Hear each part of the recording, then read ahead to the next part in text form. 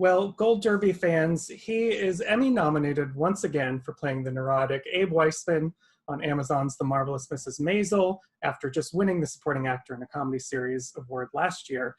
I'm Sam Eckmann of Gold Derby. I am here with Tony Shalhoub. This is, it's a fantastic character, especially in season 3, because the show throws a lot of changes at Abe this season. He loses his teaching job, he loses his apartment, he tries to make a newspaper with these beatniks that doesn't really turn out that well. And not all comedies really demand that type of change and growth of their characters. So what was the most exciting part of that process for you, of having this character that actually grows and evolves throughout the season? Well, it is exciting. It's a little daunting too, and somewhat unsettling in a good way, because when you start a character on a series, you really try to satisfy the writers and what the creator's vision obviously is, and you kind of work to be more and more specific with what you're doing. And so that was really the case for the first 2 seasons, and then all of a sudden, toward the end of season 2, all of these curveballs start coming at us, which is great. I mean, I love that stuff. The last thing you want, we all want to be on a series that runs a long time, of course. But one of the kind of pitfalls of that is that if you're playing a character, oftentimes you get kind of squeezed into a limited range, right? That one character is called on to play 2 or 3 colors, and then you can kind of you sort of start to feel a little painted into a corner. But with Amy and Dan, it just doesn't work that way. And it's not just for my character, not just for Abe, but for most of the characters in season 3, they all are going through upheaval and changes in their lives. Yeah. Joel's trying to figure out what his life and his future are going to be, and certainly Marin's character Rose is just set adrift, and Susie to a degree. So it's I guess to answer your question, it's both daunting and kind of exhilarating at the same time. Although, when you introduced me and mentioned that Abe was neurotic, I mean that made I didn't mean to pigeonhole you in. I'm sorry if I'm pigeonholing you in. It's understandable, but I suppose people see that. I don't see Abe as neurotic, really. I mean, no more so than anybody else, either in this story or in the world. He's just trying to make his way, and and life is confusing, and his reactions are, he's a man of intellect, high intellect, and so I think maybe that's part of his problem. He overworks and overanalyzes. Yeah. And but it just strikes me as funny that you say he's. I didn't mean to do it to give any sort of complex about what you're being pigeonholed into, so I hope I don't contribute to that.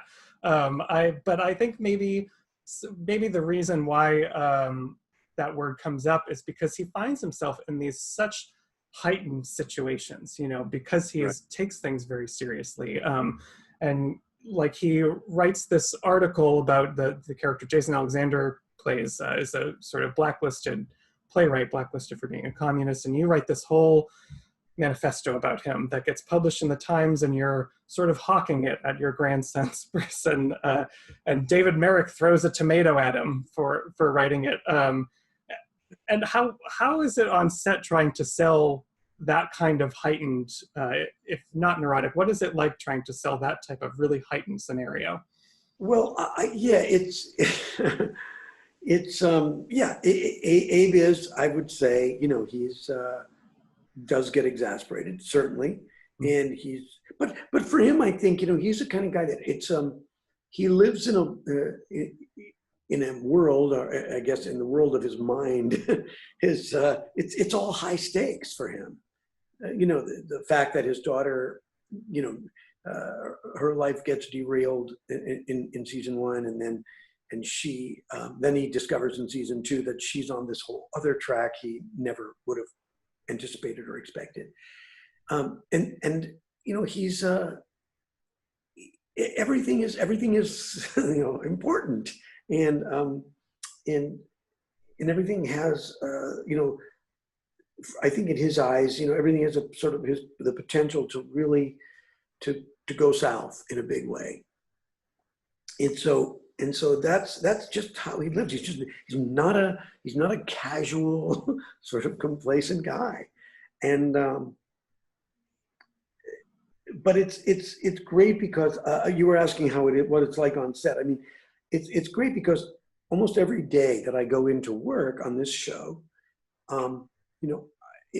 it's almost never, it's never sort of, it's never smooth sailing for Abe. It's never just sort of easy, cruise. It's never time to just cruise. Something's always happening to him, and if it isn't happening, he makes it happen, and that's fun because it really does give you it's a challenge almost every day. Yeah, and I imagine it feels always different too, because the show never forgets kind of what time period it's in, and it always takes that into account, even though it's a comedy. Like even in the episode you submitted for the Emmys, Marvelous Radio, you warn Midge about, don't do this commercial for this woman. She's racist. She doesn't like us. And right. So I think that's an important thing about the show too, is that it really doesn't forget, the time period that it's in. Right. It wants. I mean, it's obviously it's a comedy, but it's a comedy of its time that tries to reach forward into our time to be somewhat relevant and somewhat. It almost lives in two time periods. That's how I see it, because of the modern sensibility that it strives to have. But one of the best comedy aspects of this season for me, which really showcases, I think, the rapid paced dialogue that Amy and Dan create on this show, is that Abe's financial straits lead him and Rose to move in with Shirley and Moish, which is just the best, clashing combo of people you could imagine. So what was it like getting more scenes this season with Kevin Pollak and Carolyn Aaron? Because it really sings on screen. Well, it's thrilling. I love those two, and I love working with them. And the thing is, we don't really see, or we're not privy to a lot of these story arcs prior to getting each script. Get a script a day or two before the table read, which is a few days before we actually start shooting any given episode. So for us to be, sitting at a table read with everyone and realizing that we are going into the, not into the lion's den, but into the lion's mouth with Shirley and Moish. It's titillating. It's just fraught with potential. The thing about those days, those scenes in the house with them, is that it's almost as if there's no there's never 1 second of comfort or a lot of discomfort. There's just tension. It's just tension every time you turn, every line you say, and just when you think that tension is released or relieved for a moment, you walk through a doorway or turn a corner, and there's a whole bunch more tension coming at you. So that's great, because it's a very the scenes are they're they're joyous, and I have such a high regard for these actors. And you mentioned Rose, played by Maren Hinkle, and the two of you have a really fascinating trajectory too, if we're talking about character arcs, because whereas Abe really has an upheaval this season in a lot of ways, I think that happened really especially heavily for Rose last season, where she has to escape to Paris. She can't be there anymore. So like you're both kind of going through this difficult change. How do you see their relationship dynamic now? Well, yeah, it's interesting that you mentioned that, because in season 2, when we go to Paris and we follow to bring her back, it's really, I think we sort of early on we've established these characters as Abe kind of being in the driver's seat and being in a kind of patriarchal or in control of his home and his world, and his family. And then what we really discover in season 2 is that he's not complete without Rose. He's not going to be able to navigate the world well without his partner. I think that really hits him. That realization hits him hard in season 2. So they're very much dependent on each other, and I think that gets cemented even more when they when they move in with Moish and Shirley, because they have to kind of cling to each other to survive, and then ultimately escape. She helps him to escape, but she's the motor behind that. I'm not sure. I think Abe just would have been sort of felt stuck and long suffering, and would have he just wouldn't have had the presence of mind to actually get the hell out. Yeah. And she does. She says, we got to go. Get in the car. We're going. So that's it's a kind of codependent and interdependent relationship, which gets more and more so as we move through season 3, and I think that's going to be true in season 4. Although I don't know what's coming down the pike. Yeah, we'll see. And that relationship, one of the things that grows in season 3 as well is sort of the production of the show. I've talked to a few people from this season already, and many people have described every episode as like an MGM musical, because there's it's always been grand, but season 3 they're really pulling out all the stops. Is it more difficult for you to kind of stay grounded in your character and grounded in your job when there's these sweeping epic long shots that are happening and scenes based in music? And is it difficult with all that going on to locate yourself in your character? Actually, it's you would think that, but it's actually quite the contrary. I see it as it's a much more it's easier in a way, because we feel like we're in this environment. We feel by everything we see, by everything we wear and touch, we are transported into that period. So in a way, it makes it, you don't have to pretend to be in that era, and the truth is that the world is large, and New York is massive, the country is massive, Florida is massive, Miami. So to be actually working in that exact scale and not having to imagine it is I think quite helpful, productive.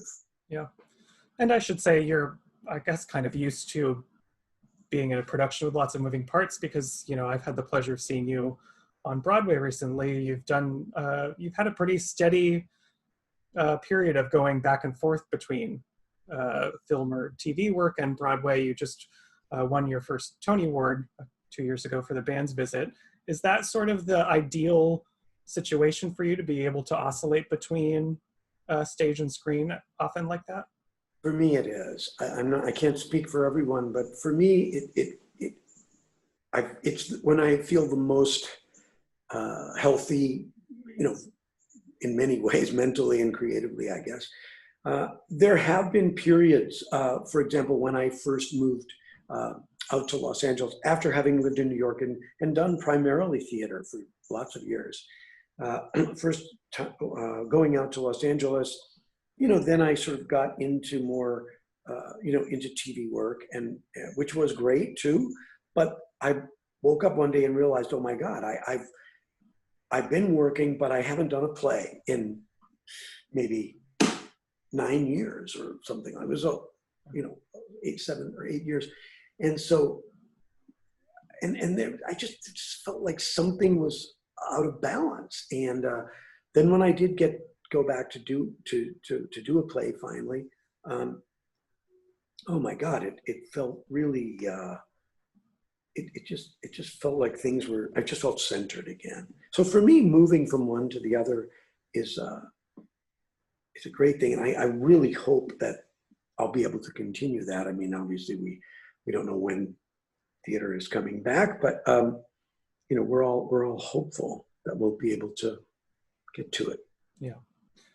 And I should say too, you have, you know, I think it took you a little bit to get, some people who watched the Tonys were surprised it took you that long to get a Tony Award for The Band's Visit because you had such great performances before, but you also have a great track record at the Emmys from Monk and Mrs. Maisel, winning 4 out of 11 nominations. And you also, our readers nominated you for the Gold Derby Award again this year, so you have that as well. What, if you look back at your first first win for Monk, how does the most recent win for Mrs. Maisel compare? How do those two experiences compare when you look back at your first experience at the Emmys? Oh boy, yeah. Well, they, in the sense that they both seem so unlikely. I mean, I guess the first time when we were, you know, in the early days of Monk, you know, I was up against a lot of, you know, we were like a little basic cable show. Well, that's how we felt, and kind of like the little engine that could, and I was up against, you know, heavy hitters on major network shows. That was way prior to a lot of, you know, streaming things, and but network and cable shows, you know, premium cable shows were the heavy hitters. So that's why it just felt a little somewhat unlikely. And then cutting to the last one last year, you know, you just feel like, well, you always feel like, okay, well, you know, there's my time. You know, Monk was kind of my time in the sun, so to speak, and you know, and that's great. And then that ends, and then it's someone else's time, and that's fine. But then to come around again and get it in last year was kind of better in a way, because you just feel like, oh, I'm sort of, I feel like, oh, I'm still in the game, and it's a different character and different challenges with this character. And so to answer your question in short, it never gets old. Well, it certainly doesn't get old for the viewers or for the Emmy voters, and I can't wait to see where Abe goes next season, where he is apparently going to be working with the Village Voice. So I think that'll provide a lot more fun to be had. So everyone who's out there watching, make sure you subscribe to Gold Derby. Keep in touch with us throughout Emmy season. And Tony, it has been great to talk to you. Thank you so much. Great to talk to you, Sam. What a pleasure. Thank you.